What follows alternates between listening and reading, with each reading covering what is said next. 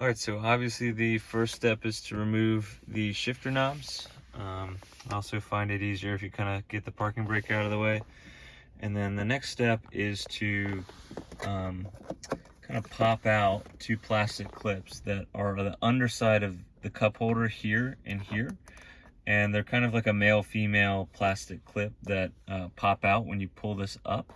So the way to do that is I take both hands this way and with my thumb here and kind of grab the cup holder a little bit, and I put a lot of pressure that way with both hands, and then pull up gently with kind of more and more pressure until you hear those clips pop out.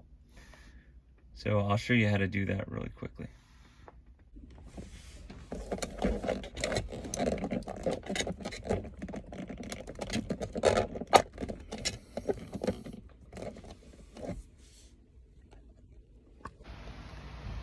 All right, so after you have the cup holders popped out, the next clip is right here or so.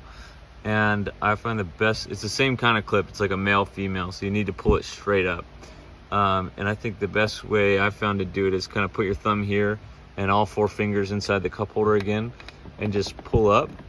And you can use two hands if you need to, but it's really not that difficult. You can see that metal clip right there near my thumb. So do that on both sides.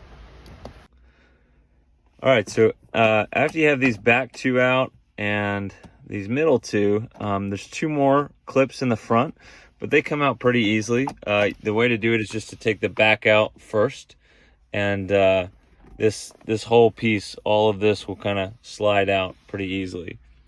One note, when you put it back together, you want to kind of get it to this point. So put it in with the front in first and then lower the back down.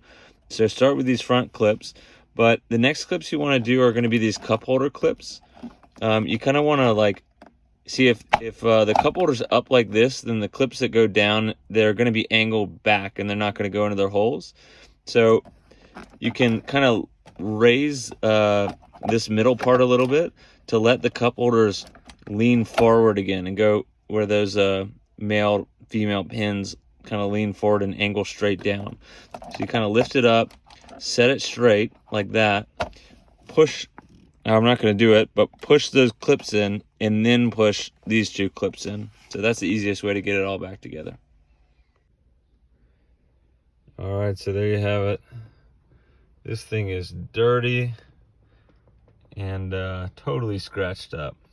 So hopefully we can make it look a little nicer. Each of these components will kind of come out. There's just essentially kind of little plastic clips that you can do to pop each of these components out. This one included right here. So I'll do that. I'll probably tape up the wood part at first. I mean, I'll clean everything. I'll tape up the wood part, spray the silver, and then maybe give everything kind of a light clear coat. I want to be able to just gently, maybe with like 1,000 grit, sand down the clear coat on this wood grain to try to get some of these finer scratches out. And hopefully I can kind of make it glossy and shiny again, and not so, you know, this looks dirty, but really what it is just scratches in that enamel. So hopefully we can make it look nicer.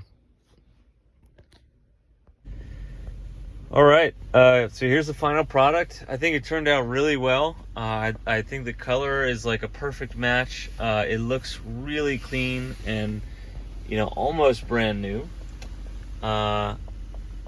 So I figured that I'd kind of just give you guys an overview of what I did and some of the mistakes that I made. Give you a little bit of advice if you're going to do the same thing, rather than filming all the steps of sanding and painting and so on. So just to talk you through it, for this kind of main panel piece here, I used just a plain silver color. I'll show you the paint bottle in a moment, but as soon as I got paint on this piece, it started looking way better. And I did sand it a little bit with you know, some 1000 grit sandpaper first, but I painted that and then I put a clear coat on this background, but I didn't polish the clear coat here. I kind of liked more of a matte look. I used a matte black on this little plastic piece, And then for the wood grain, I definitely have some advice for the wood grain.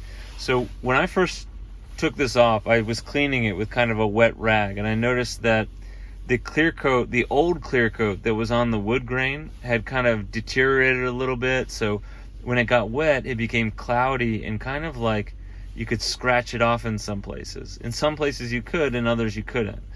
So I kind of cleared it off to the extent that I could, but then it was like really messy, and I had to come up with a way to get the rest of it off. So what works really well for that, if you run into the same issue or you want to strip the clear coat before putting your own on, use alcohol and a paper towel and kind of just apply it to the wood grain, and every once in a while check the paper towel to see if what's coming off is like blue, which would be the clear coat, or starting to look a little red, which means you're going a little bit too far. And I was able to be pretty successful without actually damaging the wood grain by doing that approach. So I cleared all that off. I put clear coat on it, and then I used a buffing compound to like shine it up. And the other thing that I did when I had all the old clear coat off is I used a Sharpie to kind of fill in some of these gaps. I figured black would look a little bit better than before it was like a white, or you could see through the plastic. But and then the only other advice is, when you are sanding this area, be sure not to sand the wood grain. I went a little too far in some places and kind of scratched it off, but you really can't tell because of the color. It blends in pretty well. So yeah, that's it. Overall, I'm pretty happy with it. Hopefully that's some good bits of advice if you all decide to kind of do the same project.